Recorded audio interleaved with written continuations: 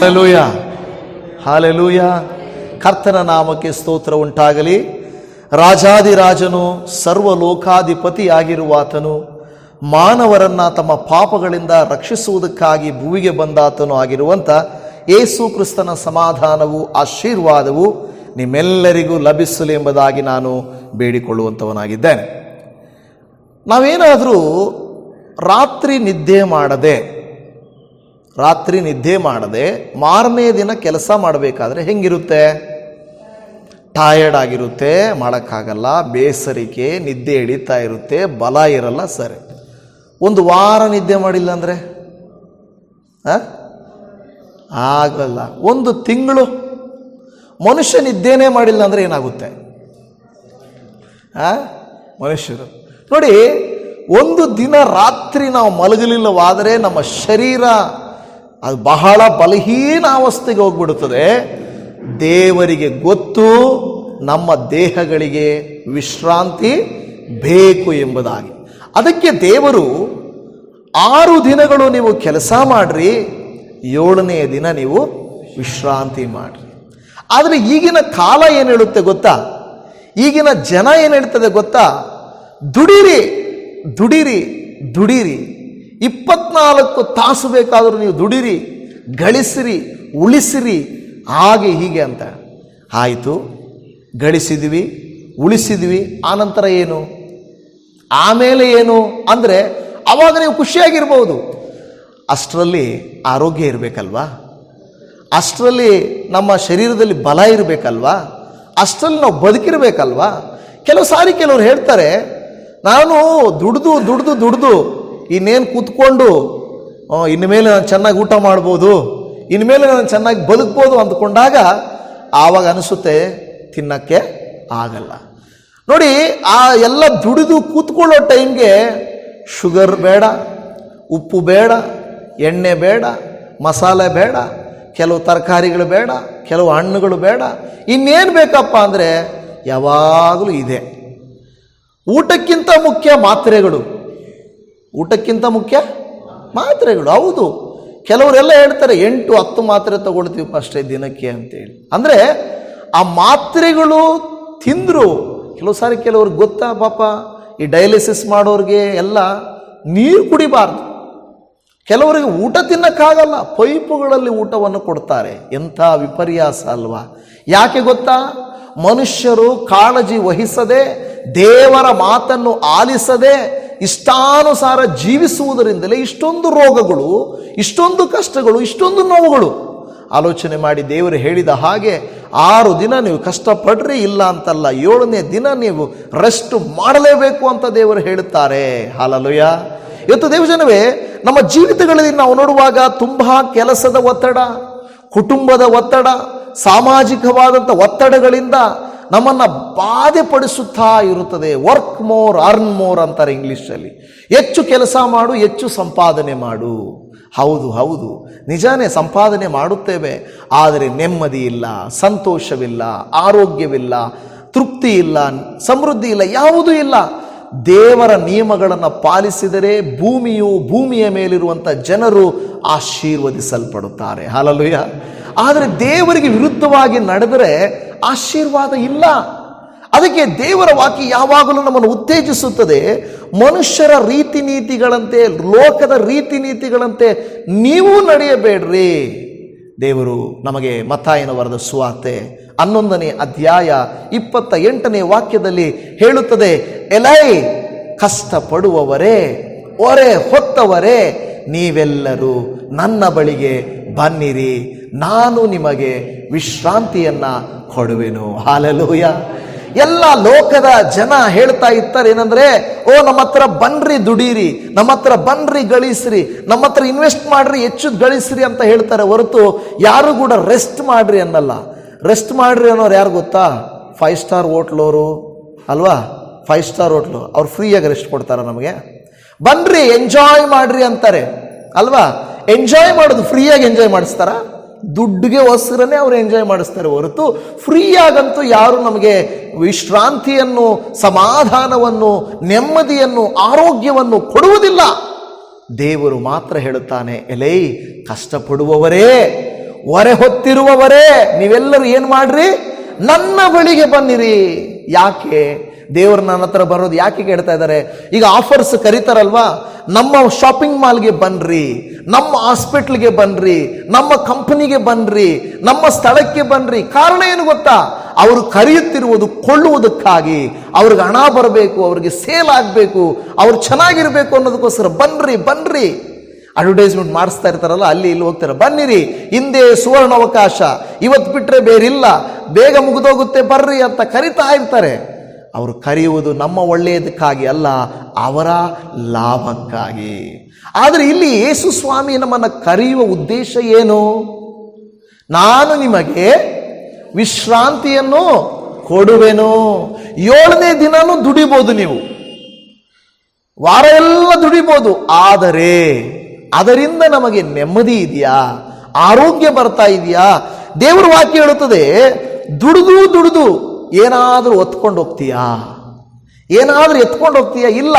ಆದರೆ ಇಲ್ಲ ಸಲ್ಲದ ಕಾರ್ಯಗಳಿಗಾಗಿ ನಾವೇನ್ ಮಾಡ್ತೇವೆ, ತುಂಬಾ ಏನು ಮಾಡ್ತೇವೆ, ಚಿಂತೆಗೆ ಒಳಗಾಗುವುದು ನಾವು ನೋಡ್ತಾ ಇರ್ತೀವಿ. ಆದರೆ ದೇವರ ವಾಕ್ಯ ನಮಗೆ ಹೇಳುತ್ತದೆ, ನಮ್ಮನ್ನ ದೇವರು ವಿಶ್ರಾಂತಿಗೆ ಕರೆದಿದ್ದಾನೆ.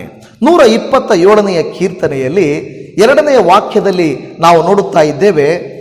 127 2ನೆಯ ವಾಕ್ಯದಲ್ಲಿ, ಬೆಳಗಾಗುವುದಕ್ಕಿಂತ ಮುಂಚೆ ಏಳುವವರೇ, ಹೊತ್ತು ಮೀರಿ ಮಲಗುವವರೇ, ನೀವು ಆಹಾರಕ್ಕಾಗಿ ಇಷ್ಟು ಕಷ್ಟಪಡುವುದು ವ್ಯರ್ಥ.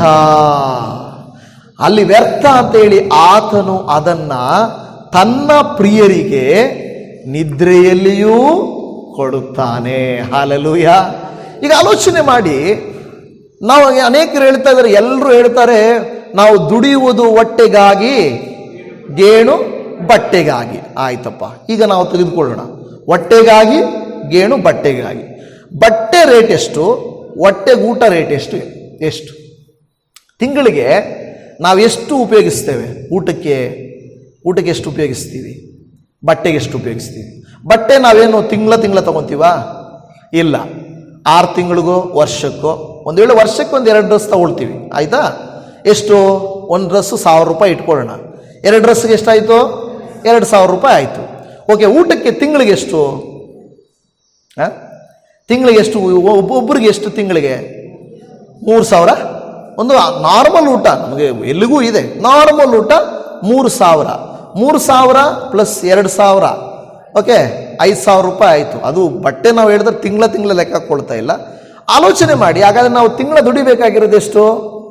5000. ಇನ್ನು 5000 ನಾವು ಮನೆ ಬಾಡಿಗೆಗೆ ಅಂತ ಇಟ್ಕೊಳ್ಳೋಣ, ಓಕೆನಾ?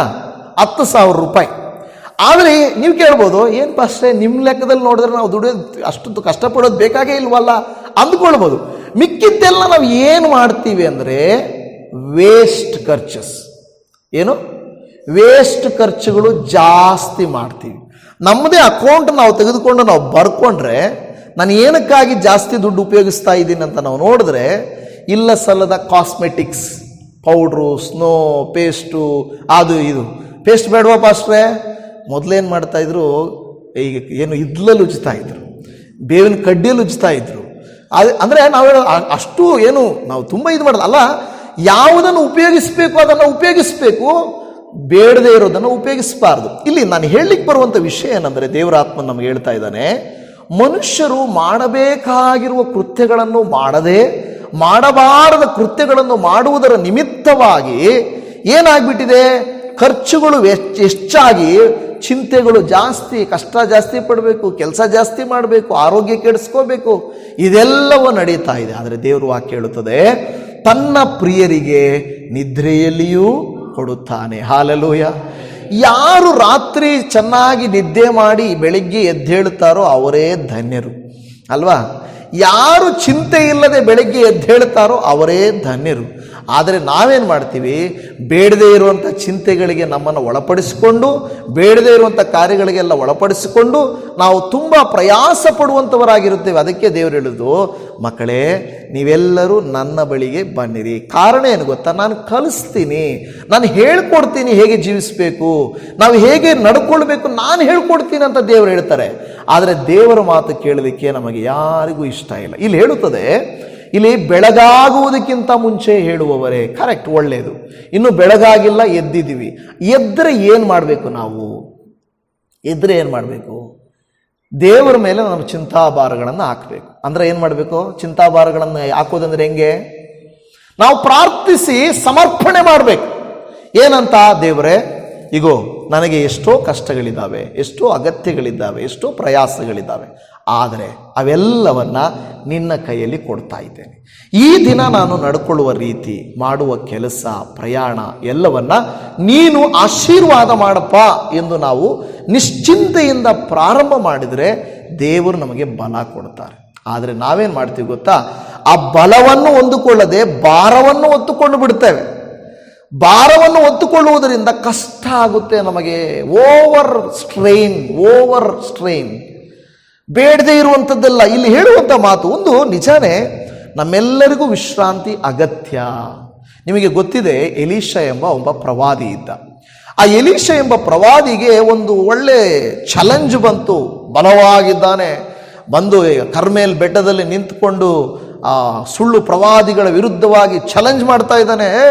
ನಿಮ್ಮ ದೇವರೆಲ್ಲ ಸುಳ್ಳು, ನನ್ನ ದೇವರು ಸತ್ಯವಂತನು ಅಂತ ಹೇಳಿದ್ರು. ಅವ್ರು ಹೇಳಿದ್ರೆ, ಇಲ್ಲಪ್ಪ, ನಮ್ಮ ದೇವರು ಸತ್ಯವಂತನು. ಆಗ ನಿಮಗೆ ಚಾನ್ಸ್ ಕೊಡ್ತೀನಿ. ಫಸ್ಟು ನಿಮ್ಮ ದೇವರು ಒಂದು ವೇಳೆ ಸತ್ಯವಂತನಾದರೆ ನಾನು ಬೇಕಾದ್ರೆ ನಂಬ್ತೀನಿ, ಆದರೆ ನಿಮ್ಮ ದೇವರು ಸುಳ್ಳಾದರೆ ನೀವು ನಮ್ಮ ದೇವರನ್ನ ನಂಬಬೇಕು ಅಂತ ಹೇಳಿ ಚಾಲೆಂಜ್ ಮಾಡ್ದ. ನಿಮಗೆಲ್ಲ ಗೊತ್ತಿದೆ, ಚಾಲೆಂಜ್ ಮಾಡ್ದ, ನೀರುಗಳನ್ನು ಹಾಕಿಸ್ತಾ, ಓ ದೇವರೇ, ನಿನ್ನ ನಾಮ ಮಹತ್ವವಾಗುವಂತೆ ಇಗೋ ಇವತ್ತು ನೀನೇನು ಮಾಡು, ನೀನು ಬೆಂಕಿಯನ್ನು ಸುರಿಸು ಅಂತ ಹೇಳಿದ್ರು. ಬೆಂಕಿ ಬಂದು ಆಹುತಿ ಆಯಿತು. ಎಲ್ಲರಿಗೆ ಆಶ್ಚರ್ಯ ಆಯಿತು. ಓ ಸಕ್ಸಸ್, ಅವನ ಸಕ್ಸಸ್. ಆದರೆ ಬಹಳ ಜೋಶಲ್ಲಿ ಇದ್ದ.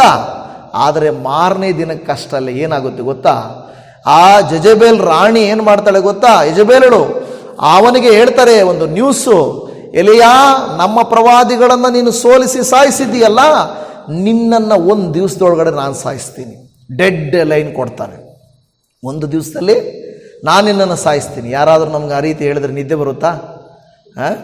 ಯಾರಾದರೂ ನಿಮಗೆ ಕೊಲೆ ಮಾಡ್ತೀನಿ ಇವತ್ತು ರಾತ್ರಿ, ನಾಳೆ ಬೆಳಗ್ಗೆ ನೀನು ಇದ್ದರೆ ನೋಡು ಅಂದರೆ ಏನಾಗುತ್ತೆ? ಏನು ಮಾಡ್ತೀವಿ? ಮಾಡ್ಕೊತ ಆಚೆ ಮಲ್ಕೊತೀವ? ಮಲ್ಕೊಳ್ಳಲ್ಲ. ಅಯ್ಯೋ ಬೀಗ ಹಾಕಿದೆಯಲ್ಲ ನೋಡು, ಯಾರಾದ್ರೂ ಜೊತೆಗೆ ಬರ್ರಪ್ಪ, ಯಾಕೆಂದರೆ ಅವನೇನೋ ಹೇಳ್ಬಿಟ್ಟಿದ್ದಾನೆ. ಕೆಲವು ಸಾರಿ ಹುಚ್ಚಿರ್ತಾರ, ಹೇಳಿದ್ದು ಕೆಲವರು ಮಾಡೇ ಬಿಡ್ತಾರೆ, ನನ್ನನ್ನು ಕೊಂದೇ ಬಿಡ್ತಾನೆ ಅವನು, ಬಾಪ ಅಂತೇಳಿ ನಮಗೆ ಸಹಾಯಕ್ಕೆ ತಗೊಳ್ತೀವಿ. ಆದರೆ ಇಲ್ಲಿ ಎಲಿಯನು ಸೇಮ್. ಇವತ್ತು ನಾನು ಹೇಳೋದೇನೆಂದರೆ, ನಾನು ಸೇವಕ ಆಗಿರ್ಬೋದು, ನೀವು ವಿಶ್ವಾಸಿಗಳಾಗಿರ್ಬೋದು, ನೀವು ಬಲವುಳ್ಳ ಪ್ರಾರ್ಥನಾವೀರರಾಗಿರ್ಬೋದು, ನೀವು ಎಷ್ಟೋ ವರ್ಷಗಳಿಂದ ದೇವರನ್ನ ನಂಬಿರುವಾಗಿರ್ಬೋದು, ಆದರೆ ಕೆಲವು ಸಾರಿ ನಾವೇನಾಗ್ತೇವೆ? ಕುಗ್ಗಿ ಹೋಗ್ತೇವೆ. ಎಲಿಯನು ಯಜಬೇಲನ ಮಾತನ್ನು ಕೇಳಿದ ಕೂಡಲೇ ಅವನಿಗನಿಸ್ತು, ನನ್ನ ಕತೆ ಮುಗೀತು, ಇನ್ನ ಅಷ್ಟೇ ನನ್ನ ಕತೆ ಅಂತ ಅಂದುಕೊಂಡ. ಅವಾಗ ಏನು ಮಾಡ್ತಾನೆ? ಆ ವಾಕ್ಯದಲ್ಲಿ ನಾವು ನೋಡ್ತೇವೆ, ಅವನು ಓಡ್ತಾನೆ. ಏನು ಓಡಿ ಓಡಿ ಓಡಿ ಓಡಿ ಅವನಿಗೆ ಸುಸ್ತಾಗುವ ತನಕ ಓಡ್ತಾನೇ ಇರ್ತಾನೆ. ಒಂದು ಕಡೆಯಲ್ಲಿ ಹೋಗಿ ಮರದ ಕೆಳಗಡೆ ಕೂತ್ಕೊಳ್ತಾನೆ. ಆವಾಗ ದೇವರು ಅವನ ಹತ್ರ ಬಂದು, ದೇವರ ದೂತನ ಬಂದರು, ದೇವರು ಬಂದರು ಕೂಡ ಅವನು ಬಂದ್ಬಿಟ್ಟು, ಏನಪ್ಪ ನೀನು ಇಷ್ಟು ಭಯ ಪಡ್ತೀಯ, ಯಾಕೆ ಹಿಂಗೆ ಮಾಡಿದೆ, ಯಾಕೆ ಓಡ್ತಾ ಇದೀಯ ಅನ್ನಲಿಲ್ಲ. ಏನೂ ಮಾತಾಡಲಿಲ್ಲ. ಬದಲಾಗಿ ಬಂದವನಿಗೆ ಅವನೇನು ಮಾಡ್ತಾನೆ?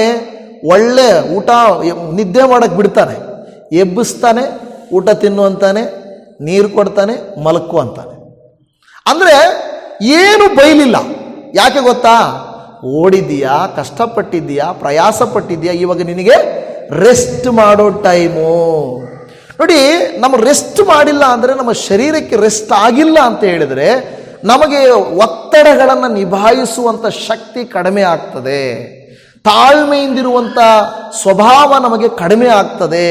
ತುಂಬ ನಮಗೆ ಒಂಥರ ಮುಜುಗುರ, ಶರೀರದಲ್ಲಿ ವೇದನೆ ಅದು ಉಂಟಾಗುತ್ತದೆ. ಎಲಿಯನನ್ನ ದೇವರು ಗದರಿಸಲಿಲ್ಲ, ಕೋಪ ಮಾಡಿಕೊಳ್ಳಲಿಲ್ಲ, ತಪ್ಪು ಕಂಡುಹಿಡಿಯಲಿಲ್ಲ. ಬದಲಾಗಿ, ಸರಿಯಪ್ಪ ಮಲಗು, ನೀನೀಗ ಫಸ್ಟು ಏನು ಮಾಡಬೇಡ, ನೀನು ಮಲಕ್ಕೋ.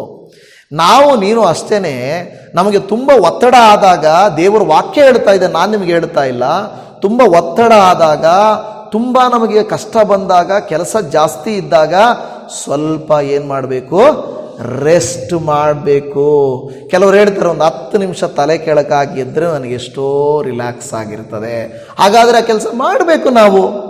10 ನಿಮಿಷ ರಿಲ್ಯಾಕ್ಸ್ ಆಗಬೇಕು. ನಾವು ರಿಲ್ಯಾಕ್ಸ್ ಆಗಿಬಿಟ್ಟು ಮತ್ತೆ ನಾವು ಕೆಲಸಕ್ಕೆ ನಾವೇನು ಮಾಡಬೇಕು, ಅದರ ಒತ್ತಡದಲ್ಲೇ ಅದನ್ನೇನು ಮಾಡಬಾರ್ದು, ಮುಂದುವರಿಬಾರ್ದು. ಒಂದು ಉದಾಹರಣೆ ಹೇಳ್ತೇನೆ. ನಿಮ್ಮ ಹತ್ರ ಮೊಬೈಲ್ ಇದೆ, ಮೊಬೈಲನ್ನು ಯೂಸ್ ಮಾಡ್ತಾ ಇರ್ತೀರಾ, ಸ್ವಲ್ಪ ಬಿಸಿ ಬರ್ತದೆ, ಪರವಾಗಿಲ್ಲ ಹಂಗೆ ಓಡಲಿ ಬಿಡು ಅಂತ ಓಡ್ತಾ ಇದ್ರೆ ಏನಾಗುತ್ತದು, ಇನ್ನೂ ಬಿಸಿ ಆಗುತ್ತೆ. ಬಿಸಿ ಬಿಸಿ ಬಿಸಿ ಜಾಸ್ತಿ ಆಗುತ್ತೆ, ಅದು ಒಡೆದೋಗ್ಲೂಬಹುದು, ಅದು ಏನಾದರೂ ಆಗ್ಬಹುದು. ಹಾಗೇನೆ ನಮ್ಮ ತಲೆ ಬಿಸಿ ಆದಾಗ, ನಮ್ಮ ಶರೀರ ಆಯಾಸ ಆದಾಗ, ತುಂಬ ಒತ್ತಡಗಳು ಬಂದಾಗ ಏನು ಮಾಡಬೇಕು, ದೇವರ ಸಮ್ಮುಖಕ್ಕೆ ನಾವು ಹೋಗಿ ಅದನ್ನೇನು ಮಾಡಬೇಕು, ನಾವು ವಿಶ್ರಾಂತಿಗೊಳಿಸ್ಬೇಕು, ಕೂಲ್ ಮಾಡಬೇಕು. ಮೊಬೈಲ್ನೇನು ಮಾಡಬೇಕು, ಕೂಲ್ ಮಾಡಿಸ್ಬೇಕು. ಹಂಗೆ ಇರಲಿ ಬಿಡು, ಬಿಸಿ ಆದರೆ ಹೋಗಲಿ ಅಂತೇಳಿ ಯೂಸ್ ಮಾಡಿದ್ರೆ ತಪ್ಪು. ಹಾಗೆ ನಮ್ಮ ಮೈಂಡನ್ನು ಅಷ್ಟೇ ನಾವು ಬಿಸಿ ಬಿಸಿ ಬಿಸಿ ಬಿಸಿ ಮಾಡಬಾರ್ದು, ಅದನ್ನು ಕೂಲ್ ಮಾಡಬೇಕು. ಎಲ್ಲಿ ಕೂಲ್ ಮಾಡ್ತೀರಾ? ಕೆಲವರು ಬಾರ್ಗಳಲ್ಲಿ ಕೂಲ್ ಮಾಡ್ಕೊಳ್ತಾರೆ, ಕೆಲವರು ಸಿನಿಮಾ ಥಿಯೇಟ್ರ್ಗಳಿಗೆ ಹೋಗಿ ಕೂಲ್ ಮಾಡ್ಕೊಳ್ತಾರೆ, ಕೆಲವರು ಊರು ರಚ್ಚೆಗಳ ಮೇಲೆ ಕೂತ್ಕೊಂಡು ಬರೋರ್ನ ಹೋಗೋರು ನೋಡಿಕೊಂಡು ಕೂಲ್ ಮಾಡ್ಕೊಳ್ತಾರೆ, ಕೆಲವರು ಪಕ್ಕದ ಮನೆಗೆ ಹೋಗಿ ಅವ್ರು ಹಿಂಗೆ ಇವ್ರು ಹಂಗೆ ಅಂತೇಳಿ ಕೂಲ್ ಮಾಡ್ಕೊಳ್ತಾರೆ. ಇದೆಲ್ಲ ಕೂಲಿಂಗ್ ಸಿಚುವೇಶನ್, ಅಂದರೆ ಸ್ವಲ್ಪ ಕಾಲಕ್ಕೆ ಕೂಲಿಂಗು, ಆದರೆ ನಿತ್ಯ ಕಾಲಕ್ಕೆ ಅದು ಕೂಲಿಂಗು ಆಗಲ್ಲ. ನಾವು ಆ ಕೂಲಿಂಗ್ ಹೋದ್ರೆ ಏನಾಗುತ್ತೆ ಗೊತ್ತಾ, ಕುಡಿಯೋದ್ರಿಂದ ಶರೀರ ಕೆಡುತ್ತೆ, ಸಿನಿಮಾಗೆ ಹೋಗೋದ್ರಿಂದ ಮನಸ್ಸು ಕೆಡುತ್ತೆ, ಅಕ್ಕಪಕ್ಕದವ್ರು ಮಾತಾಡೋದ್ರಿಂದ ನಮ್ಮ ಸ್ವಭಾವ ಕೆಡುತ್ತೆ. ಆದರೆ ದೇವರ ಸಮ್ಮುಖದಲ್ಲಿ ಹೋದರೆ ದೇವರು ನಮಗೆ ಪರಿಪೂರ್ಣ ವಿಶ್ರಾಂತಿಯನ್ನು ಫ್ರೀಯಾಗಿ ಕೊಡ್ತಾರೆ. ಆತನ ದುಡ್ಡು ಕೊಡಲ್ಲ, ದುಡ್ಡು ಕೇಳಲ್ಲ. 5 ಸ್ಟಾರ್ ಹೋಟ್ಲಲ್ಲಿ ಹೋದರೆ ಚಾರ್ಜ್ ಕೊಡು ಅಂತಾರೆ. ನೀವು ಎಲ್ಲಾದರೂ ಒಂದು ಒಳ್ಳೆ ಅಮ್ಯೂಸ್ಮೆಂಟ್ ಪಾರ್ಕ್ಗಳಿಗೆ ಹೋದರೆ ದುಡ್ಡು ಕೊಡ್ರಿ ಅಂತಾರೆ. ಅವ್ರು ದುಡ್ಡು ಕೊಟ್ಟು ನಿಮ್ಮನ್ನು ಕೂಲ್ ಮಾಡ್ತಾರೆ. ಇನ್ನೂ ಮಸಾಜ್ ಸೆಂಟರ್ಗಳಿದ್ದಾವೆ, ಓಕೆ, ಮಸಾಜ್ ಸೆಂಟರ್ಗಳು. ಮಸಾಜ್ ಸೆಂಟರ್ಗಳಿಗೆ ಹೋದರೆ ಅವ್ರೇನು ಮಾಡ್ತಾರೆ, ಎಲ್ಲ ಎಣ್ಣೆ ಗಿಣ್ಣೆ ಹಾಕಿ ತಟ್ಟಿ ಮಸಾಜ್ ಮಾಡಿ ಕೂಲಾಗ್ರಿ ಅಂತ. ಇನ್ನೊಂದು ಬಂದಿದೆಯಲ್ಲ, ನವರತ್ನ ಆಯಿಲ್, ಕೂಲ್ ಥಂಡ ಕೂಲ್. ಅದು ಫ್ರೀಯಾಗಿ ಏನು ಅವರು ಕೊಡಲ್ಲ, ಅದು ಹಣ ಕೊಟ್ಟು ನಾವು ತೆಗೆದುಕೊಂಡ್ರೆ ಅದು ನಮ್ಮನ್ನು ಕೂಲ್ ಮಾಡಲಿಕ್ಕೆ ನೋಡ್ತದೆ. ಆದರೆ ನಾವು ಅನೇಕ ಸಾರಿ ನಾವು ದೇವರನ್ನು ಬಿಟ್ಟು ನಾವು ಕೂಲ್ ಆಗಲಿಕ್ಕೆ ನೋಡ್ತೇವೆ. ಅದು ಯಾವತ್ತಿಗೂ ನಮಗೆ ಅದು ಆಶೀರ್ವಾದ ಅಲ್ಲ. ದೇವರು ಹೇಳ್ತಾನೆ, ನೀವು ಎಲೆ ಕಷ್ಟಪಡ್ತಾ ಇರುವವರೇ, ಹೊರೆ ಹೊತ್ತವರೇ, ನೀವೆಲ್ಲರೂ ನನ್ನ ಬಳಿಗೆ ಬನ್ನಿರಿ, ನಾನು ನಿಮಗೆ ಏನು ಮಾಡ್ತೀನಿ, ವಿಶ್ರಾಂತಿಯನ್ನು ಕೊಡುತ್ತೇನೆ. ಅಂಗಿಸದೆ ಉದಾರ ಮನಸ್ಸಿನಿಂದ ಕೊಡುವವನು ದೇವರಾಗಿದ್ದಾನೆ. ಹಲ್ಲೆಲೂಯಾ. ಅದರಿಂದ ದೇವರ ವಾಕ್ಯ ಹೇಳುತ್ತದೆ, ಕೊಲಸ್ಸೆಯವರಿಗೆ ಬರೆದ ಪತ್ರಿಕೆ 2ನೇ ಅಧ್ಯಾಯ 8 ಮತ್ತು 9ನೇ ವಾಕ್ಯದಲ್ಲಿ, ನಾವು ಯಾವಾಗ ಈ ಒಂದು ಅಸಂತೃಪ್ತಿ ಹೊಂದ್ತೇವೆ, ಕೊಲಸ್ಸೆ 2:8-9, ಕ್ರಿಸ್ತನನ್ನು ಅನುಸರಿಸದೆ ಮನುಷ್ಯರ ಸಂಪ್ರದಾಯಗಳನ್ನು ಪ್ರಾಪಂಚಿಕ ಬಾಲಬೋಧೆಯನ್ನು ಅನುಸರಿಸುವವರು ನಿಮ್ಮಲ್ಲಿ ಬಂದು ಮೋಸವಾದ ನಿರರ್ಥಕ ತತ್ವಜ್ಞಾನ ಬೋಧನೆಯಿಂದ ನಿಮ್ಮ ಮನಸ್ಸನ್ನು ಕೆಡಿಸಿ ನಿಮ್ಮನ್ನು ವಶ ಮಾಡಿಕೊಂಡಾರು, ಎಚ್ಚರಿಕೆಯಾಗಿರ್ರಿ. ಲೋಕ ಏನು ಮಾಡ್ತದೆ ಗೊತ್ತಾ, ಏನೂ ಆಗಲ್ಲ. ಕೆಲವರು ಏನು ಮಾಡ್ತಾರೆ, ಕ್ರಿಸ್ತನನ್ನು ಅನುಸರಿಸದೆ ನಾವು ಕೆಲವು ಸಾರಿ ತೀರ್ಮಾನ ಮಾಡ್ತೇವೆ.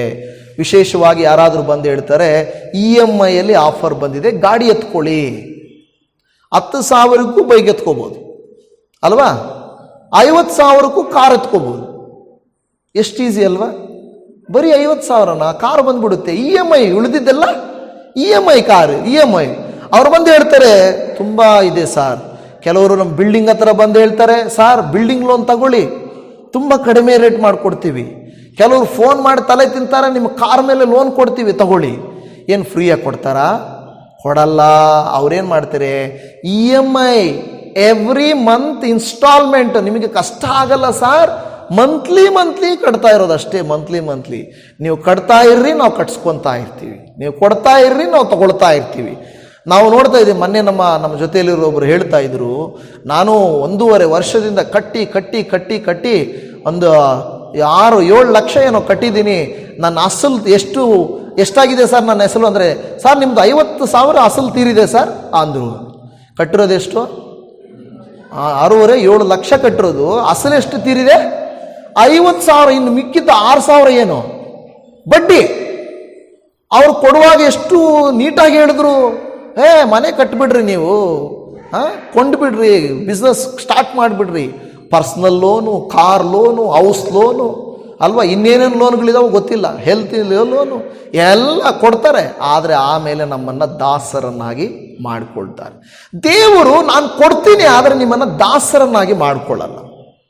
ನೋಡಿ, ದೇವರ ಹತ್ರ ಬರೋಕ್ಕೆ ಜನರಿಗೆ ಇಷ್ಟ ಇಲ್ಲ, ಆದರೆ ಇದು ತಡ ಆಗ್ತದಲ್ವಾ. ಈಗ ನಾರ್ಮಲ್ ಬ್ಯಾಂಕ್ಗಳಲ್ಲಿ ನಾವು ಹೋದರೆ ಬಡ್ಡಿ ರೇಟು ಕಡಿಮೆ ಇರ್ತದೆ, ಅಲ್ಲೋಗಿ ಕುತ್ಕೋಬೇಕು ತುಂಬ ಹೊತ್ತು, ಅವರು ಸರಿಯಾಗಿ ಕೊಡೋದೇ ಇಲ್ಲ. ಇನ್ನು ಕೆಲವು ಇರ್ತವೆ, ಮುತ್ತೂಟ್ ಫೈನಾನ್ಸು, ಮಣಪುರಂ ಎಲ್ಲ, ನೀವು ಹೋದ ತಕ್ಷಣ ಕೊಡ್ತಾರೆ, ಸ್ವಲ್ಪ ಜಾಸ್ತಿನೇ ಕೊಡ್ತಾರೆ, ಆದರೆ ಅವರು ಬಡ್ಡಿ ಜಾಸ್ತಿ, ಆಮೇಲೆ ಅವ್ರ ಹತ್ರ ಬಿಡಿಸ್ಕೊಳ್ಳೋದು ತುಂಬ ಕಷ್ಟ. ಅಂದರೆ ನೋಡಿ, ಯಾವುದು ಸುಲಭ ಇರುತ್ತದೋ ಅದು ತುಂಬ ಕಷ್ಟ ಇರ್ತದೆ. ಯಾರೂ ಸುಲಭವಾಗಿ ನಮಗೆ ಮಾಡೋದಿಲ್ಲ. ದೇವ್ರ ಹತ್ರ ಬಂದಾಗ ಜನ ಏನಂದ್ಕೊಳ್ತಾರೆ ಅಂದರೆ, ದೇವರು ಇನ್ನೂ ನನ್ನನ್ನು ಬೇಗ ಆಶೀರ್ವಾದ ಮಾಡಲಿಲ್ಲ, ದೇವರು ಬೇಗ ಬಿಡುಗಡೆ ಕೊಡಲಿಲ್ಲ, ನೋಡಿ ಅಲ್ಲಿ ಹೋಗಿದ ತಕ್ಷಣ ನನಗೆ ವಾಸಿ ಆಗೋಯ್ತು. ಹೌದು, ಅಲ್ಲಿ ಹೋದ ಮೇಲೆ ಪೇಯ್ನ್ ಕಿಲ್ಲರ್ ಒಂದು ಹಾಕಿರ್ತಾರೆ, ಬೇಗ ನೋವು ಕಡಿಮೆ ಆಗಿರ್ತದೆ, ಆದರೆ ತಿರುಗಿ ನೋವು ಬರುತ್ತೆ. ಆದರೆ ದೇವರು ಹೇಳ್ತಾನೆ, ನಾನು ನಿಮ್ಮನ್ನು ಮುಟ್ಟಿದರೆ ನಾನು ಪೂರ್ಣ ಸೌಖ್ಯ ಮಾಡ್ತೇನೆ. ಹಲ್ಲೆಲೂಯಾ. ದೇವರು ಸೌಖ್ಯ ಕೊಟ್ಟರೆ ಅದು ಪೂರ್ಣ, ಡಾಕ್ಟ್ರುಗಳು ಕೊಟ್ಟರೆ ಅದು ಸ್ವಲ್ಪ ತಾತ್ಕಾಲಿಕ. ನಾವೇನು ಮಾಡ್ತೀವಿ, ಏನೋನಪ್ಪ ತಾತ್ಕಾಲಿಕವಾಗಿ ಆದರೂ ಬೇಗ ನನಗೆ ವಾಸಿ ಆದರೆ ಸಾಕು. ನೋಡಿ, ಅದಕ್ಕೆ ದೇವರ ವಾಕ್ಯ ಹೇಳುತ್ತದೆ, ಕ್ರಿಸ್ತನನ್ನು ಅನುಸರಿಸದೆ, ಅಂದರೆ ದೇವರ ಮಾತನ್ನು ಅನುಸರಿಸದೆ ಮನುಷ್ಯನ ಸಂಪ್ರದಾಯಗಳನ್ನು, ಪ್ರಾಪಂಚಿಕ ಬಾಲಬೋಧನೆಯನ್ನು, ಬಾಲಬೋಧೆ ಅಂದ್ರೆ ಏನು ಗೊತ್ತಾ, ಸಣ್ಣ ಮಕ್ಕಳಿಗೆ ಹೇಳ್ದಂಗೆ ಹೇಳ್ಕೊಡೋದು. ಚರ್ಚಿಗೆ ಬಂದಿದ್ದೀರಾ, ಇನ್ನು ಮುಗೀತು, ನೀವು ನೋಡ್ರಿ ಇನ್ನು ಹೆಂಗೆ ಬೆಳಿತೀರೋ, ಈ ಥರ ಹೇಳೋದು ತುಂಬ ಸುಲಭದ ಕಾರ್ಯ, ಹೌದಲ್ವ. ಬಂದೇ ಬಿಡ್ತದೆ. ನೀವು ಇನ್ನು ನಮ್ಮ ಹತ್ರ ಬಂದಿದ್ದೀರಂದರೆ ಇನ್ನು ಆಯಿತು, ನೀವು ಬೆಳೆದ್ರಿ, ನಿಮಗೆ ಕಾರ್ ಸಿಗ್ತದೆ, ಸೈಟ್ ಸಿಗ್ತದೆ, ನೀವು ಮನೆ ಕಟ್ತೀರಾ, ನಿಮ್ಮ ಮಕ್ಕಳು ಫಾರಿನ್ಗೆ ಹೋಗ್ತಾರೆ, ಇಂಥ ಬೋಧನೆ ಎಲ್ಲ ಮಾಡೋರು ಇದ್ದಾರೆ. ಈಗ ಈಸಿ ತುಂಬ ಅದು ಹೇಳೋರು, ಆದರೆ ಅದಕ್ಕೆ ಎಷ್ಟು ಕಷ್ಟಪಡಬೇಕು ಅನ್ನೋದು ನಮಗೆ ಗೊತ್ತಿದೆ. ದೇವರ ಆಶೀರ್ವಾದ ಆ ರೀತಿ ಸುಮ್ಮನೆ ಅದೇನು ಹೇಳ್ತಾರಲ್ಲ, ಆಕಾಶದ ನಕ್ಷತ್ರಗಳನ್ನು ತೋರಿಸ್ದಂಗೆ ಅಲ್ಲ, ನಡೆದು ಬಿಡ್ತದೆ, ಬೇಗ ಆಗ್ಬಿಡ್ತದೆ. ಅದಲ್ಲ, ದೇವರು ಕೊಟ್ಟದ್ದನ್ನು ನಾವು ತೆಗೆದುಕೊಳ್ಬೇಕು. ದೇವರ ಆಶೀರ್ವಾದವು ವ್ಯಸನವನ್ನು ಸೇರಿಸುವುದಿಲ್ಲ, ನನಗೆ ಗೊತ್ತಿರೋ ಒಬ್ಬರಿದ್ದಾರೆ, ನನಗೆ ಗೊತ್ತಿರೋ ಅವ್ರು ಪಾಸ್ಟ್ರು ಬಂದರು, ಒಂದು ಮನೆ ಕಟ್ಟಿದೆ, ಅಯ್ಯ ಸಾಕಾಗ್ತಾ ಇಲ್ಲ ಮನೆ, ಮೇಲೆ ಒಂದು ಮನೆ ಕಟ್ಟಬೇಕು ಅಂದ್ಕೊಂಡಿದ್ದೀವಿ, ದಯಮಾಡಿ ಪ್ರೇಯರ್ ಮಾಡಿರಿ ಅಂತ ಹೇಳಿದರು. ಆ ಪ್ರೇಯರ್ ಮಾಡಿದ್ರಿ ಅಂತ ಹೇಳಿದಾಗ ಈ ಪಾಸ್ಟ್ರು ಪ್ರಾರ್ಥನೆ ಮಾಡಿದ ಮೇಲೆ ಆ ಮನೆಗೆ ಪಿಲ್ಲರು ಇಲ್ಲ, ಏನೋ ಇನ್ನೊಂದು ಮನೆ ಮೇಲೆ ಇನ್ನೊಂದು ಮನೆ ಹಾಕೋಣ ಅಂದ್ಕೊಂಡಿದ್ದಾರೆ, ಪಿಲ್ಲರ್ ಇಲ್ಲ, ದುಡ್ಡಿಲ್ಲ, ಏನೋ ಮಾಡಿ ಕಟ್ಟೋಣ ಒಂದು ಫ್ಲೋರ್ ಅಂತಿದ್ರು. ಪಾಸ್ಟ್ರು ಬಂದು ಪ್ರೇಯರ್ ಮಾಡಿದ್ರು, ಓ ನಾನು ನೋಡ್ತಾ ಇದ್ದೀನಿ, ನೀನು ಒಂದು ಬಿಲ್ಡಿಂಗ್ ಅಲ್ಲ, ಇದ್ರ ಮೇಲೆ 2 ಫ್ಲೋರ್ ಕಟ್ತಾ ಇದೆಯಾ, ಕಟ್ಟಕ್ಕಾಗುತ್ತೆ ಅಂದರು. ಇವರೇನು ಮಾಡಿದ್ರು ಗೊತ್ತಾ, ಒಂದು ಫ್ಲೋರ್ ಹೇಗೋ ಮುಗಿಸಿದ್ರು, ಪ್ರವಾದಿ ಹೇಳ್ಬಿಟ್ಟಿದ್ದಾರೆ, ಪಾಸ್ಟ್ ಹೇಳ್ಬಿಟ್ಟಿದ್ದಾರೆ, ಮೇಲೆ ಹಾಕಿ ಹಾಕ್ತಿ ಅಂತ. ಏನು ಮಾಡಬೇಕೀಗ, ಒಂದು ಸೈಟ್ ಸೇಲ್ ಮಾಡಿದ್ರು, ಸಾಕಾಗಿಲ್ಲ, ಇನ್ನೊಂದು ಲೋನ್ ತೆಗೆದುಕೊಂಡ್ರು, ಸಾಕಾಗಿಲ್ಲ, ಅವ್ರನ್ನ ಕೇಳು ಇವ್ರನ್ನ ಕೇಳು. ಯಾಕೆಂದರೆ ಯಾರು ಹೇಳಿದ್ದಾರೆ, ಪ್ರವಾದಿ ಹೇಳಿದ್ದಾರೆ ಅಂದಮೇಲೆ ನಿನ್ನ ಮೇಲೆ ಕಟ್ಟಿ ಅಂದಮೇಲೆ ನೀನು ಕಟ್ಟಲೇಬೇಕು. ನೀನು ನಿಲ್ಸಿದಿ ಅಂದರೆ ಪ್ರವಾದಿ ಮಾತು ಸುಳ್ಳಾಯಿತು, ನೆಕ್ಸ್ಟ್ ಬಂದು ಪ್ರವಾದಿ ಕೇಳ್ತಾನೆ, ದೇವ್ರು ಹೇಳಿದ್ರಲ್ಲ ನೀನು 2 ಕಟ್ಟಿಯ ಮೇಲ್ಗಡೆ ಪಿಲ್ಲರ್ ಇಲ್ಲದೆ ಇರೋ ಮನೆಗೆ 4 ಫ್ಲೋರ್, ಪಿಲ್ಲರ್ ಇಲ್ಲದೆ ಇರೋ ಮನೆಗೆ 4 ಫ್ಲೋರ್, ಸಾಲ, ಸೈಟ್ ಹೋಯ್ತು. ಇವಾಗ ಮನೆ ಇದೆ, ಇನ್ನೂ ಅದು ಮನೆ ಪೂರ್ತಿ ಒಳಗಡೆ ಏನೋ ಓಪನಿಂಗ್ ಆಯಿತು, ಬಟ್ ಸಾಲ ಸಾಲ ಸಾಲ. ಇದ ದೇವ್ರು ಹೇಳಿದ್ದು ಪ್ರವಾದನೆ. ಆ ರೀತಿ ನಮ್ಮನ್ನು ಸಾಲದಲ್ಲಿ ದೇವ್ರಿಗೆ ಸಿಕ್ಕಾಕ್ತಾರ. ನೀನು ಬೆಳೆದು ಬಿಡು ಅಂತ ದೇವರು ನಮಗೆ ಹೇಳ್ತಾನ. ಮನೆ ಕಟ್ಟಿಬಿಡು, ಕಾರ್ ಕೊಂಡುಬಿಡು, ಸೈಟ್ ಕೊಂಡುಬಿಡು, ನೀನು ಅದನ್ನು ಮಾಡು ಅಂತ ದೇವ್ರು ಹೇಳ್ತಾನ. ದೇವರು ಯಾವಾಗಲೂ ಹೇಳೋದೇನೆಂದರೆ ಇರೋದರಲ್ಲಿ ತೃಪ್ತಿಯಾಗಿರು ಅಂತ ದೇವರು ಹೇಳ್ತಾರೆ. ಆದರೆ ಕೆಲವು ಬಾಲಬೋಧನೆಗಳೇನು ನಿನ್ನ ಮಕ್ಕಳು ನಾನು ನೋಡ್ತಾ ಇದ್ದೀನಿ ಇಂಟರ್ನ್ಯಾಷನಲ್ ಸ್ಕೂಲಲ್ಲಿ ಓದ್ತಾ ಇದ್ದಾರೆ. ಯಾಕೆ ದೇವರು ಹೇಳಿದ್ರ ಇಂಟರ್ನ್ಯಾಷನಲ್ ಸ್ಕೂಲಲ್ಲಿ ಓದ್ರೇನೆ ಆಶೀರ್ವಾದ ಅಂತ ಹೇಳಿದ್ರ? ಇಲ್ಲ. ಆದರೆ ಯಾರೋ ಬಂದು ಬೋಧನೆ ಹೇಳಿದ್ರು, ಅದಕ್ಕೆ ಏನು ಹೇಳ್ಬಿಟ್ರು, ನಿಮ್ಮ ಮಕ್ಕಳು ಇಂಟರ್ನ್ಯಾಷನಲ್ ಸ್ಕೂಲ್ಗೆ ಹೋಗ್ಬೇಕು. ದೇವರು ಹೇಳ್ತಾನೆ ತಗ್ಗಿಸ್ಕೊಳ್ರಿ, ಆವತ್ತಿನ ಕಾಟ ಆವತ್ತಿಗೆ ಸಾಕು ಅಂತ ದೇವರು ಹೇಳಿದ್ರೆ ಇಂಟರ್ನ್ಯಾಷನಲ್ ಸ್ಕೂಲ್ಸು ಅದು ಬಾಲಬೋಧನೆ. ಇದು ನಮಗೆ ಟೆನ್ಷನ್ ತರುತ್ತಾ, ಸಮಾಧಾನ ತರುತ್ತಾ? ಆದಾಯ ಇದ್ರೆ ಸಾಲ ಇಲ್ದಿರ ಮನೆ ಕಟ್ಕೊಳ್ಳೋಣ, ಕಾರು ತಗೊಳ್ಳೋಣ. ನಿನ್ನ ಮಕ್ಕಳನ್ನ ಇಂಟರ್ನ್ಯಾಷನಲ್ ಸ್ಕೂಲ್ ಇಲ್ಲ ಅಂದ್ರೆ ಬೇರೆ ಯಾವುದಾದ್ರೂ ಪರಲೋಕ ಸ್ಕೂಲ್ ಸೇರಿಸ್ಕೊ, ನೋ ಪ್ರಾಬ್ಲಮ್. ಆದರೆ ಹೇಳೋದು ಇರೋದ್ರಲ್ಲಿ ನಾವು ಮುಂದಕ್ಕೆ ಹೋಗ್ಬೇಕೆ ಹೊರತು ಇಲ್ಲದೆ ಇರೋದನ್ನ ತಗೊಂಡು ಮಾಡುವಂತ ಯಾರಾದ್ರೂ ಹೇಳಿದ್ರಾ? ನೋಡಿ, ಇದು ಏನಂತಾರೆ, ಬಾಳ ಬೋಧನೆಗಳು, ದೇವರಿಂದ ಬಂದ ಬೋಧನೆಗಳು ಅಲ್ಲ. ಆದರೆ ನನ್ನಂಥವ್ರು ಹೋಗಿ ಇರೋದ್ರಲ್ಲಿ ತೃಪ್ತಾಗಿರ್ರಿ, ಟೆನ್ಷನ್ ಮಾಡ್ಕೊಳ್ಬೇಡ್ರಿ ಅಂದರೆ ಇವರು ಯಾರೋ ಅಭಿಷೇಕ ಇಲ್ದಿರಿ ಪಾಸ್ಟರ್ ಇವರು. ಅದೇ ನಾನು ಬಂದು ಇವತ್ತು ಹಿಂಗಿದೆ ನಿಮ್ಮ ಚರ್ಚು, ನಾನೊಂದು ಹಳ್ಳಿ ಚರ್ಚ್ಗೆ ಹೋಗ್ತೇನೆ, ಗುಡಿಸಲಿದೆ, ನಿಮ್ಮದು ಶೀಟ್ ಇದೆ, ಗೊತ್ತಿಲ್ಲ, ಎಲ್ಲರೂ 20-25 ಸಾವಿರ ಹಾಕ್ಕೋಬೇಕು, ಬರೋ ವರ್ಷ 25 ಸಾವಿರ ನೀವು ಕೊಟ್ಟಿದ್ದೀರ ಅಂದ್ರೆ ಆಲಯಕ್ಕೆ ನಿಮ್ಗೆ 25 ಲಕ್ಷ ಕೊಡ್ತಾರೆ. ಎಲ್ಲರೂ ಹಾಲೆಲೂಯ, ಆಮೆನ್, ಹಾಲೆಲೂಯ. ಇವರೇನು ಮಾಡಿದ್ರು, ಒಬ್ಬೊಬ್ಬರು ಬಡವರು, ಅವರು ಇವರು, ನಮ್ಗೆ ಗೊತ್ತಿರೋರೆ, ನಮ್ಮ ಚರ್ಚಲ್ಲಿರೋರೆ, ಮೊದಲು ಚರ್ಚ್ಗೆ ಹೋಗ್ತಾ ಇರೋರಿಗೆ ಸಾಲ ಮಾಡಿ ತಗೊಟ್ಟು ಇವತ್ತು ಕಟ್ತಾ ಇದ್ದಾರೆ ಪಾಪ. ಇನ್ನೊಂದು ಚರ್ಚಿಗೆ ಏನು, ನಾವು ಆಲಯ ಕಟ್ಟಬೇಕು, ಪ್ರತಿಯೊಬ್ಬರು 1 ಲಕ್ಷ ರೂಪಾಯಿ ಕೊಡಬೇಕು. ನೀವು ಹೆಂಗೆ ಕೊಡ್ತೀರೋ ನಮಗೆ ಗೊತ್ತಿಲ್ಲ, ಆಲಯಕ್ಕೆ ಕೊಟ್ಟರೆ ದೇವರು ನಿಮಗೂ ಕೊಡ್ತಾರೆ. Praise the Lord. ನಾನು ನಂಬ್ತೀನಿ, ನಿನ್ನ ಹತ್ರ ಇದ್ದು ನೀನು ಕೊಟ್ಟರೆ ನಾನು ನಂಬ್ತೀನಿ. ಸಾಲ ತಗೊಂಡು ಕೊಡು ಅಂತ ದೇವರು ಹೇಳಿದ್ರ? ಇವತ್ತು ಅವ್ರು ಹೇಳ್ತಾರೆ, ದುಃಖ ಪಟ್ಕೊಂಡು ನಮ್ಗಂತ ಬೋಧನೆ ಮಾಡಿದ್ರು ಅವರು, ನಾವು ಲಕ್ಷ ಕೊಟ್ವಿ, ಅವರು ಬಿಲ್ಡಿಂಗ್ ಕಟ್ಟಿದ್ರು, ಆಲಯ ಕಟ್ಟಿದ್ರು, ಅವ್ರು ಕಾರ್ ಕೊಂಡ್ಕೊಂಡ್ರು, ಅವ್ರು ಚೆನ್ನಾಗಿದ್ದಾರೆ, ನಾವು ಚರ್ಚ್ಗೆ ಹೋಗೋರು ನಾವು ಹಂಗೆ ಇದ್ದೀವಿ. ಇದ ದೇವರ ಆಶೀರ್ವಾದ? ಇದ ದೇವರ ಆಶೀರ್ವಾದ? ಹಾಗಾದ್ರೆ ದೇವರು ಇದಕ್ಕೆ ನಮ್ಮನ್ನ ಕರೀತಾ ಇದ್ದಾರೆ ಚರ್ಚ್ಗಳಿಗೆ. ಎಲ್ಲ ಕಷ್ಟಪಡುವವರೇ ನೀವು ಬನ್ರಿ, ವಿಶ್ರಾಂತಿ ಕೊಡ್ತೀನಿ ಅಂತ ದೇವರು ಹೇಳ್ತಾ ಇದ್ರೆ, ಕೆಲವು ಬೋಧನೆಗಳು ವಿಶ್ರಾಂತಿ ಅಲ್ಲ, ಟೆನ್ಷನ್ ಕೊಡ್ತಾ ಇದ್ದಾರೆ. ಮನೆಯಲ್ಲಿ ಹೇಳ್ತಾ ಇದ್ದಾರೆ, ಮನೆಗೆ ಬಂದಾಗ, ಯಾರಾದರೂ ಬಂದಾಗ ಮನೆ ಹೆಂಗಿರ್ಬೇಕು ಗೊತ್ತಾ, ಹಂಗಿರ್ಬೇಕು, ಹಿಂಗಿರ್ಬೇಕು, ಇಲ್ಲ ಅಂದ್ರೆ ಆಶೀರ್ವಾದ ಇಲ್ಲ ಅಂತ ಕೊಡ್ತಾರೆ. ನೀವೇನಾದರೂ ಮಾಡ್ರಿ ಅಂತ ಬೋಧಿಸುವುದಲ್ಲ. ಜನರಿಗೆ ಹೇಳಬೇಕು, ನಿನಗೆ ರೋಗ ಇದೆ, ನಿನಗೆ ಕಷ್ಟ ಇದೆ, ನಿನಗೆ ಸಮಸ್ಯೆ ಇದೆ, ಆದರೂ ಸ್ವಾಮಿ ಇದ್ದಾನೆ, ಧೈರ್ಯವಾಗಿರು, ಚಿಂತೆ ಮಾಡಬೇಡ, ನಿನ್ನ ದೇವರು ಕೈ ಬಿಡಲ್ಲ ಅಂತ ಹೇಳಿ ಅವನ್ನ ಬಲಪಡಿಸಿ ಇರುವುದರಲ್ಲಿ ಅವರಿಗೆ ತೃಪ್ತಿ ಕೊಡಬೇಕು ಹೊರತು ಅವನ್ನ ಹಾಗೂ ಹೀಗೂ ಹೇಳಿ ಕಳಿಸುವುದು ಒಳ್ಳೆಯದಲ್ಲ. ಈಗ ನೀವು ಹೇಳಿ, ನಾನು ಹೇಳಿರೋ ವಿಷಯಗಳು ಒಳ್ಳೆಯವಾ? ಆ ಬಿಲ್ಡಿಂಗ್ ಕಟ್ಟಿದವರು ಯಾರೋ ಒಬ್ಬ ಸೇವಕ, ಸಾಲ. ಇವಾಗ ಏನು ಗೊತ್ತಾ, ಎಲ್ಲೇ ಹೋದ್ರೂ ಆ ವ್ಯಕ್ತಿಗೆ ಸಾಲ ಇರೋದ್ರಿಂದ ಹೋಗಿ ಏನು ಹೇಳ್ತಾರೆ ಗೊತ್ತಾ, ಸೇವಕರನ್ನ ಸನ್ಮಾನಿಸಬೇಕು, ಯಾಕೆಂದ್ರೆ ಆತನಿಗೆ ಸಾಲ ಇದೆ ಪಾಪ. ಸೇವಕರನ್ನ ಸನ್ಮಾನಿಸಬೇಕು, ಸೇವಕರು ಬಂದಾಗ ಘನಪಡಿಸ್ಬೇಕು. ಅದರ ಅರ್ಥ ಏನು? ಏನದರ ಅರ್ಥ? ಕೈ ತುಂಬ ಕೊಡಬೇಕು. ಅದನ್ನು ನೇರವಾಗಿ ಹೇಳ್ತಾರೆ. ಸೇವಕರು ಬಂದಾಗ ಏನು ಮಾಡಬೇಕು? ಕೈ ತುಂಬ ಕೊಟ್ಟರೆ ದೇವರು ನಿಮ್ಮನ್ನು ಕೈ ತುಂಬ ಆಶೀರ್ವದಿಸ್ತಾನೆ. ಎಲ್ಲಿ ಹೇಳಿದೆ ಹಂಗೆ? ಸೇವಕರು ಕೊಡಿ ಅಂತ ಎಲ್ಲಿ ಹೇಳಿದೆ? ಸೇವೆಗೆ ಕೊಡಿ ಅಂತಿದೆ. ಬಡವರು, ವಿಧವೆಯರು, ರೋಗಿಗಳು, ಕಷ್ಟದಲ್ಲಿರೋ, ಅದು ಸೇವೆ. ಸೇವಕರು ಯಾರು? ನಾವು. ನಮಗೆ ಕೊಡ್ರಿ ಅಂತ ಹೇಳಿದ್ಯಾ? ಅದು ವ್ಯತ್ಯಾಸವನ್ನು ತಿಳಿತಾ ಇಲ್ಲ. ನೇರವಾಗಿ ಕೆಲವರು ಹೇಳ್ತಾರೆ, ನೀವು ಕೊಟ್ಟರೆ ದೇವರು, ಯಥಾರ್ಥವಾಗಿ ನೀವು ಕೊಟ್ಟರೆ ಯಥಾರ್ಥವಾಗಿ ದೇವರು ನಿಮ್ಮನ್ನು ಆಶೀರ್ವದಿಸ್ತಾರೆ. ಯಾಕೆಂದ್ರೆ ಆಲ್ರೆಡಿ ಏನೋ ಯಾರೋ ಹೇಳ್ಕೊಟ್ಟು ಇವರು ಸಾಲ ಮಾಡಿದ್ದಾರೆ, ಕಷ್ಟ ಇದೆ, ದುಡ್ಡು ಬೇಕು. ಈಗ ನಾವೇನು ಮಾಡಿಬಿಡ್ತೀವಿ ಅವಾಗ? ಸಭೆಗೆ ತುಂಬ ಅವಶ್ಯಕತೆ ಇದೆ ಅಲ್ವಾ? ಈಗ ನೋಡು, ನೀವು ಆಲಯಕ್ಕೆ ಬರ್ತಾ ಇದ್ದೀರಿ, ಇಲ್ಲಿ ನಮ್ಮ ಹಿಂದ್ಗಡೆ ಇಲ್ಲಿ ಏನೂ ಇಲ್ಲ, ಖಾಲಿ ಇದೆ. ಆದರೆ ನಾವು ನಿಮ್ಗೆ ಹೇಳ್ಬೋದಾಗಿತ್ತು, ನೋಡ್ರಿ ಇಲ್ಲೊಂದು ಹಿಂದ್ಗಡೆ ಡಿಸೈನ್ ಬರಬೇಕು, ಇಲ್ಲಿ ಒಂದು ಯಾರಾದರೂ ದೇವರಾತ್ಮನ ಮಾತಾಡಿದ್ರೆ ಒಂದು ಮಧ್ಯದಲ್ಲಿ ಒಂದು ಶಿಲ್ಬೆ ಬರಬೇಕು, ದೇವರಾತ್ಮನ ಮಾತಾಡಿದ್ರೆ ದೀಪಸ್ತಂಭ ಬರಬೇಕು, ಇಲ್ಲಿ ದೇವರಾತ್ಮನ ಮಾತಾಡಿದ್ರೆ ಪಾಸ್ಟರ್ ಕುತ್ಕೊಳ್ಳೋಕೆ ಒಂದು ಚೇರು, ಇಲ್ಲ ಫ್ಯಾನ್ ಇಲ್ಲ, ಇಲ್ಲೊಂದು ಡಿಸೈನ್ ಲೈಟ್ ಇಲ್ಲ ಅಲ್ವಾ? ಎಷ್ಟೋ ದಿನಗಳಿಂದ ನೀವು ವಿಡಿಯೋ ನೋಡೋರು ನೋಡ್ತಾ ಇದ್ರೆ ಖಾಲಿ ಇದೆ, ನೀವು ನೋಡ್ತಾ ಇದ್ರೆ ಖಾಲಿ ಇದೆ. ನಾವು ಕೇಳ್ಬೋದಾಗಿತ್ತಲ್ಲ, ನೀವು ಆರಾಧನೆ ಮಾಡೋ ದೇವರಾಲಯ ಹಿಂಗ ಇರಬೇಕಾಗಿರೋದು, ಇದೇನು ಆಶೀರ್ವಾದ?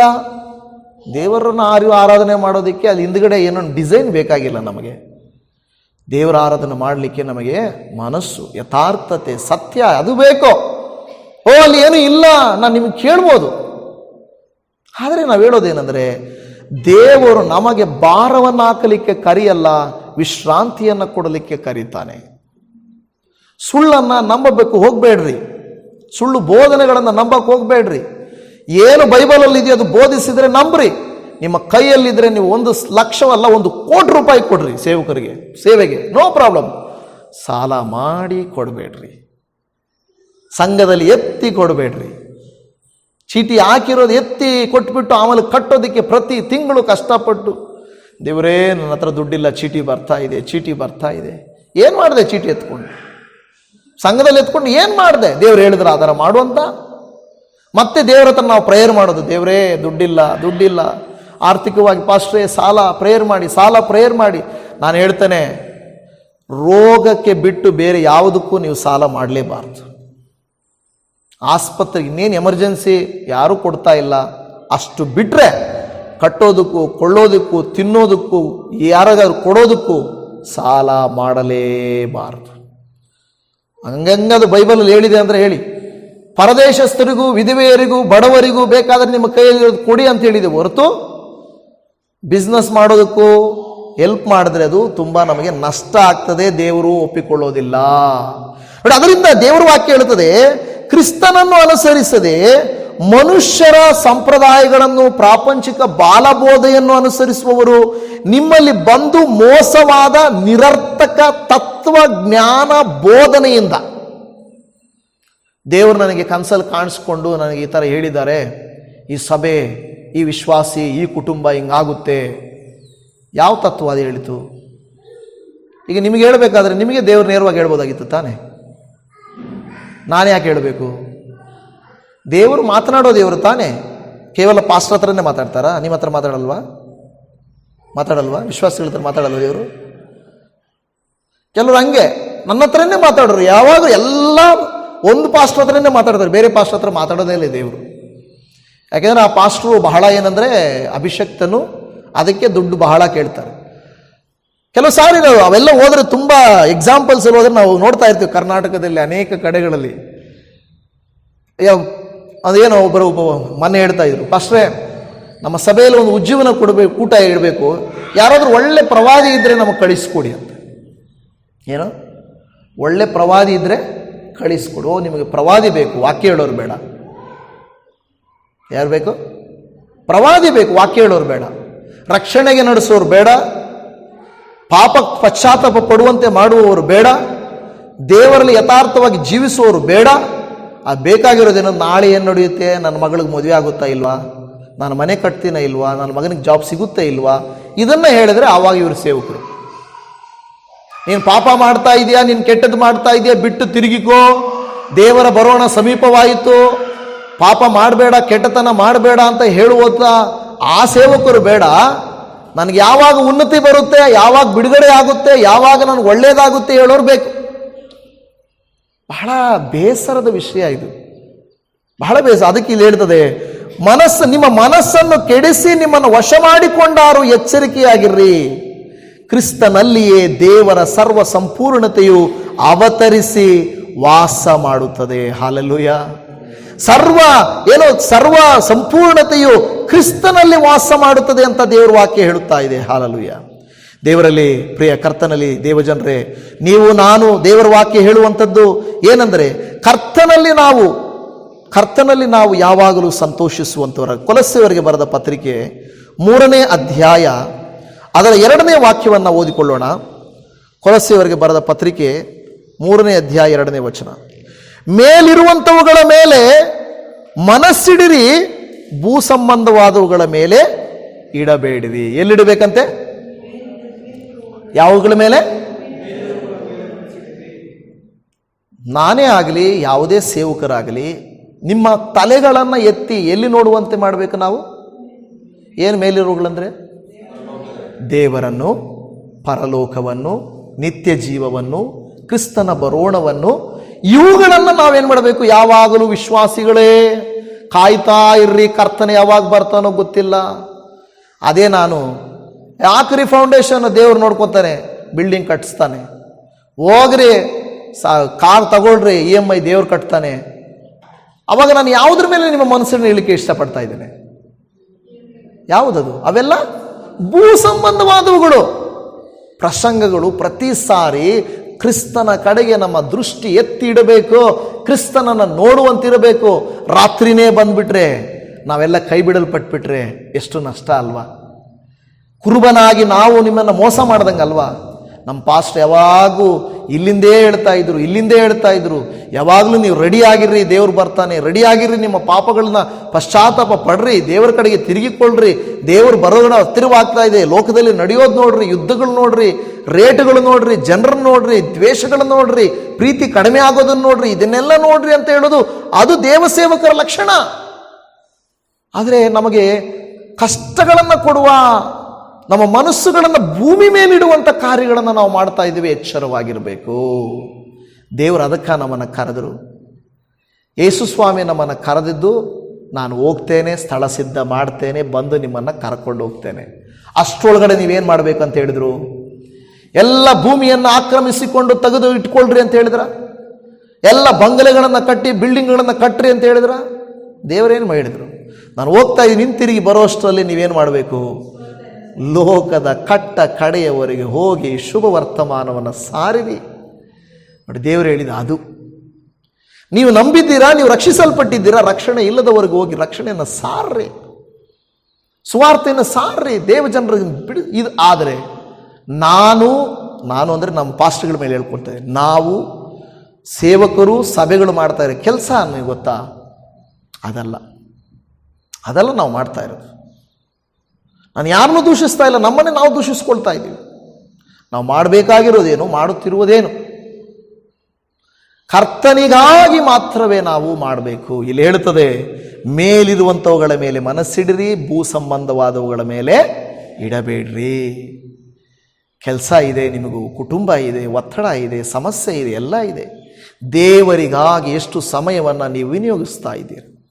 ಮುಂಜಾನೆ ಎದ್ದು 127ನೇ ಕೀರ್ತನೆ ಹೇಳಿದ ಹಾಗೆ ಬೆಳಗಾಗುವುದಕ್ಕಿಂತ ಮುಂಚೆ ಎದ್ದೇಳ್ತಾ ಇದ್ದೀರಾ? ಸರಿ.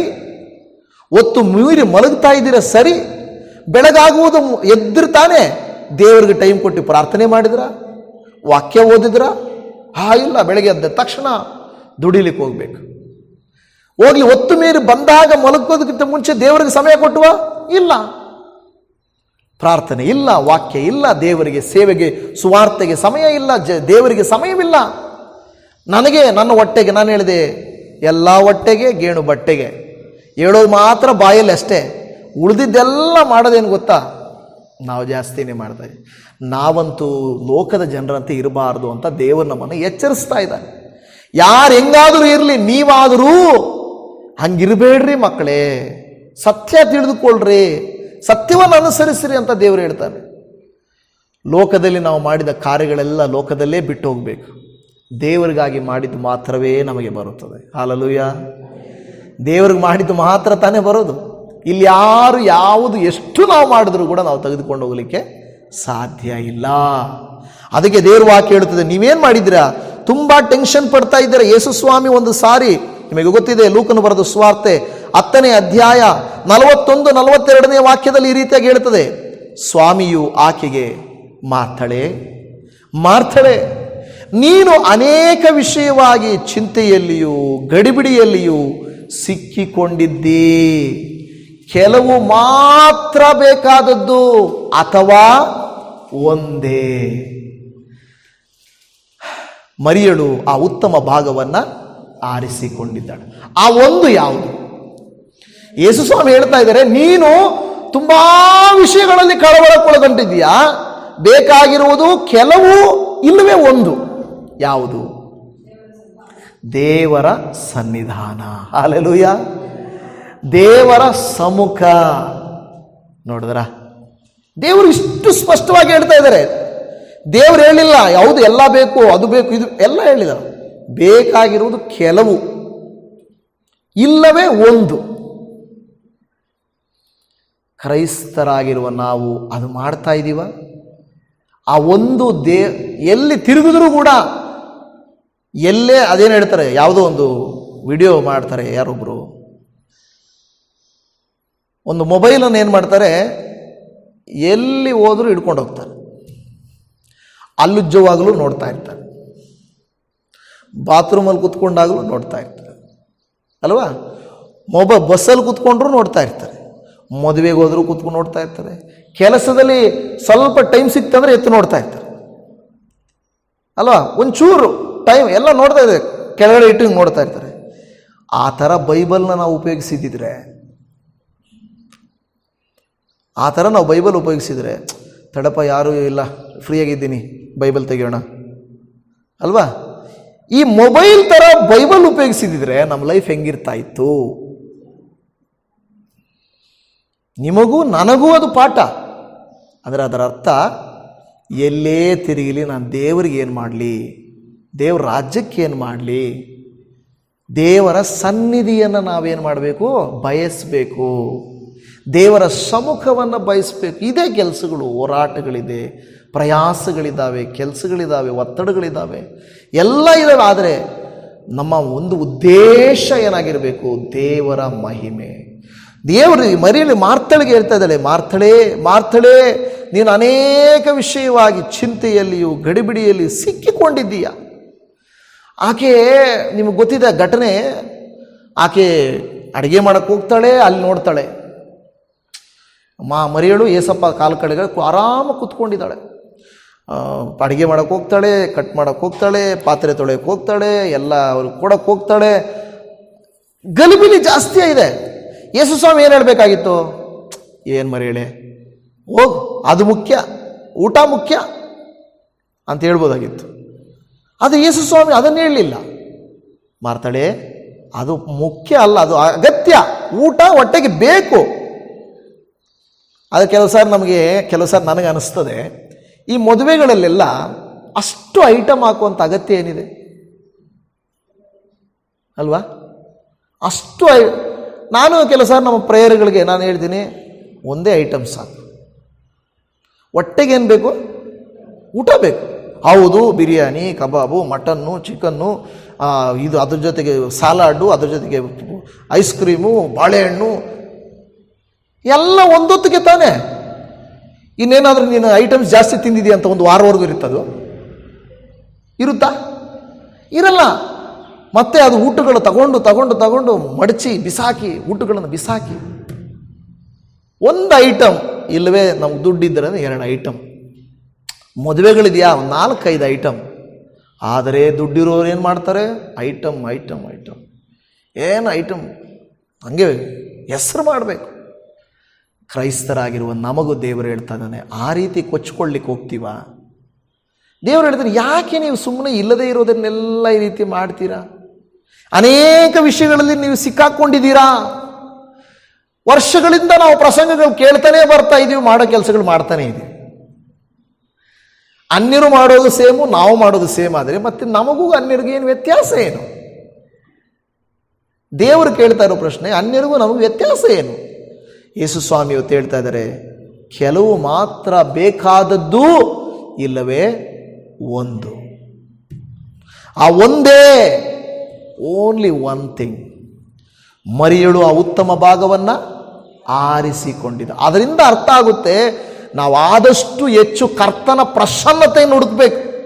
ಟೈಮ್ ಸಿಕ್ಕಿದಾಗ ದೇವರಲ್ಲಿ ಕೂತ್ಕೊಂಡು ವಾಕ್ಯ ಓದಬೇಕು, ಪ್ರಾರ್ಥನೆ ಮಾಡಬೇಕು, ಸೇವೆಗೆ ಹೋಗಬೇಕು, ಎಲ್ಲಾದರೂ ಹೋಗಿ ಸಾಕ್ಷಿ ಹೇಳಬೇಕು, ಯಾರ ಹತ್ರ ಆದರೂ ಹೋಗಿ ಸುವಾರ್ತೆ ಹೇಳಬೇಕು.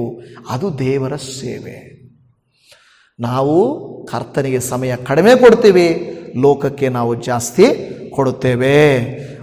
ಒಂದು ವಾಕ್ಯವನ್ನು ಓದಿ ನಾವು ಮುಗಿಸೋಣ. 2 ಕೊರಿಂಥ 4:18. 2 ಕೊರಿಂಥ 4ನೇ ಅಧ್ಯಾಯ 18ನೇ ವಾಕ್ಯ. ನಾವು ಕಾಣುವಂಥದ್ದನ್ನು ಲಕ್ಷಿಸದೆ ಕಾಣದಿರುವಂಥದ್ದನ್ನು ಲಕ್ಷಿಸುವವರಾಗಿದ್ದೇವೆ. ಕಾಣುವಂಥದ್ದು ಸ್ವಲ್ಪ ಕಾಲ ಮಾತ್ರ ಇರುವುದು, ಕಾಣದಿರುವಂಥದ್ದು ಸದಾ ಕಾಲವೂ ಇರುವುದು. ಹಲ್ಲೆಲೂಯಾ. ಕಾಣುವಂಥದ್ದು ಸ್ವಲ್ಪ ಕಾಲ ಇರ್ತದೆ, ಇಲ್ಲ ಅಂತಲ್ಲ. ಆದರೆ ಕಾಣದೇ ಇರುವಂಥದ್ದು ಸದಾ ಕಾಲ ಇರುವುದು. ಯಾವುದು ಬೇಕು? ನಾವು ವಸ್ತುಗಳನ್ನು ತೆಗೆದುಕೊಂಡ್ರೆ ಅವ್ರು ಹೇಳ್ತಾರೆ, ಮೇಡಮ್ ಈ ಬಕೆಟ್ 1 ತಿಂಗಳ ಕಾಲ ಬರುತ್ತೆ, 1 ತಿಂಗಳು ಬಾಳಿಕೆ ಬರುತ್ತೆ ಮೇಡಮ್. ಮತ್ತು ಈ ಬಕೆಟ್ ನೀವು ಎಷ್ಟು ದಿನ ಆದರೂ ಯೂಸ್ ಮಾಡಿ ಮೇಡಮ್, ಬರ್ತಾಯಿದೆ. ಅವಾಗ ಯಾವ್ದು ಎತ್ಕೊತೀವಿ? ಬಿಡಪ್ಪ 1 ತಿಂಗಳು ಸಾಕು ನಮಗೆ ಅಂತ ಎತ್ಕೊತೀವ? ಇಲ್ಲ, ಒಳ್ಳೆ ಬಾಳಿಕೆ ಬರ್ತದೆ ಅಂದರೆ ಅದು ಕೊಡ್ರಿ ಅಂತೀವಿ. ಆದರೆ ನಾವೇನು ಮಾಡ್ತೀವಿ ಗೊತ್ತಾ? ಕ್ರೈಸ್ತರು, ದೇವರನ್ನ ನಂಬಿದವರು, ದೇವರ ಮಕ್ಕಳು, ನಾವು ನಿತ್ಯ ಕಾಲಕ್ಕೂ ಬರುವಂಥ ಕೃತ್ಯಗಳನ್ನು ನಾವು ದೂರ ಇಡ್ತೀವಿ, ತಾತ್ಕಾಲಿಕವಾಗಿರುವಂಥವುಗಳು ಹತ್ರ ಇಟ್ಕೊಳ್ತೀವಿ. ನಾವು ಲಿಸ್ಟ್ ಮಾಡಿ ನೋಡಬೇಕು ನಮ್ಮ ಲೈಫಲ್ಲಿ, ಯಾವುದು ನಾನು ಆ ಥರ ಮಾಡ್ತಾ ಇದ್ದೀನಿ, ಇದು ದೇವರ ದೃಷ್ಟಿಯಲ್ಲಿ ಮಾನ್ಯವಾಗಿದೆಯಾ, ಯೋಗ್ಯವಾಗಿದೆಯಾ?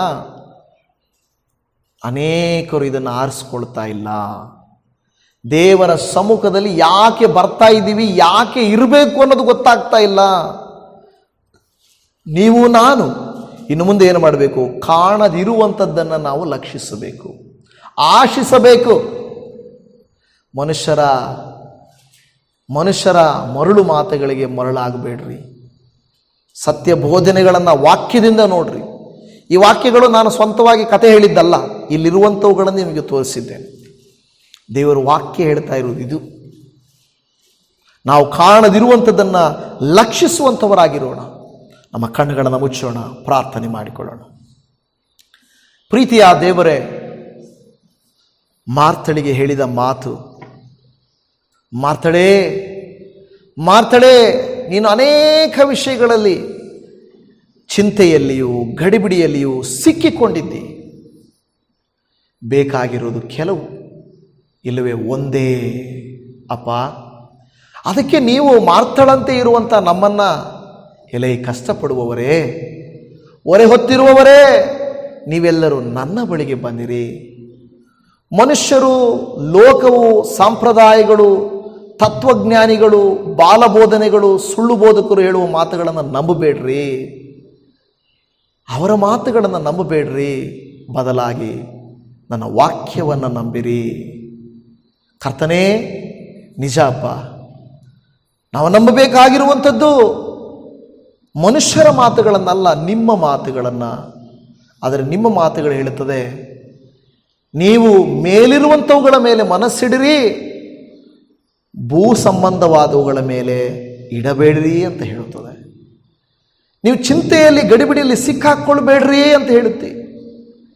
ನೀವು ತುಂಬ ಕಷ್ಟಪಡ್ತಾ ಇದ್ದೀರಾ, ಆಹಾರಕ್ಕಾಗಿ ಇಷ್ಟು ಕಷ್ಟಪಡ್ತಾ ಇದ್ದೀರಾ ಎಂದು ನೀವು ಹೇಳ್ತಾ ಇದ್ದೀರಾ. ಅಪ್ಪ, ಕಾಣದಿರುವ ಕಾರ್ಯಗಳಲ್ಲಿ ನಾವು ಲಕ್ಷಿಸುವುದಕ್ಕೆ ನಾವು ದೇವರ ಪ್ರಯಾಸ ಪಡುವಂತೆ ಮಾಡು. ನಮ್ಮನ್ನು ಕನಿಕರಿಸು ದೇವ.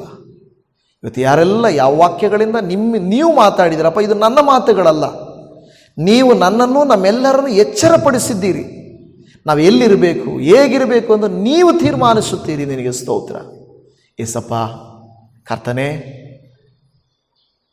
ನಾವು ಲೋಕದಲ್ಲಿ ಜೀವಿಸುವವರಾದರೂ ಲೋಕದ ರೀತಿ ನೀತಿಗಳಲ್ಲಿ ನಾವು ಜೀವಿಸಬಾರ್ದಪ್ಪ. ನೀವು ಕೊಟ್ಟಿರುವ ಆರೋಗ್ಯ, ಕೊಟ್ಟಿರುವಂಥ ಸಮಾಧಾನ, ಕೊಟ್ಟಿರುವ ಕುಟುಂಬ, ಕೊಟ್ಟಿರುವ ಸಂಬಂಧಗಳನ್ನು ಉಳಿಸಿಕೊಳ್ಳುವುದಕ್ಕೆ ನಮಗೆ ಸಹಾಯ ಮಾಡು. ನಿನ್ನ ನಾಮ ಒಂದೇ ಮಹಿಮೆ ಆಗಲಿ ಅಪ್ಪ. ಆ ಮರಿಯಳು ಆರಿಸಿಕೊಂಡ ಹಾಗೆ ಉತ್ತಮವಾದದ್ದನ್ನು ನಾವು ಆರಿಸಿಕೊಳ್ಳುವುದಕ್ಕೆ ನಮಗೆ ಸಹಾಯ ಮಾಡಿಕೊಡ್ರಿ ಅಪ್ಪ. ನಿನ್ನ ನಾಮ ಒಂದೇ ಮಹಿಮೆ ಆಗಲಿ, ನಿನ್ನ ನಾಮಕ್ಕೆ ಘನತೆಯಾಗಲಿ, ಸ್ತುತಿ ಉಂಟಾಗಲಿ. ಮಾತನಾಡಿದ ವಾಕ್ಯಕ್ಕಾಗಿ ಸ್ತೋತ್ರ ಮಾಡುತ್ತಾ ಎಲ್ಲ ಮಹಿಮೆ ನಿನಗೆ ಸಮರ್ಪಣೆ ಮಾಡುತ್ತಾ ಈ ಪ್ರಾರ್ಥನೆಯನ್ನು ನಮ್ಮ ರಕ್ಷಕನಾದ ಯೇಸು ಕ್ರಿಸ್ತನ ಪ್ರೀತಿಯುಳ್ಳ ಮಧುರವಾದ ನಾಮದಲ್ಲಿ ಪ್ರಾರ್ಥಿಸುತ್ತೇವೆ ತಂದೆಯೇ. ಆಮೇನ್, ಆಮೇನ್, ಆಮೇನ್.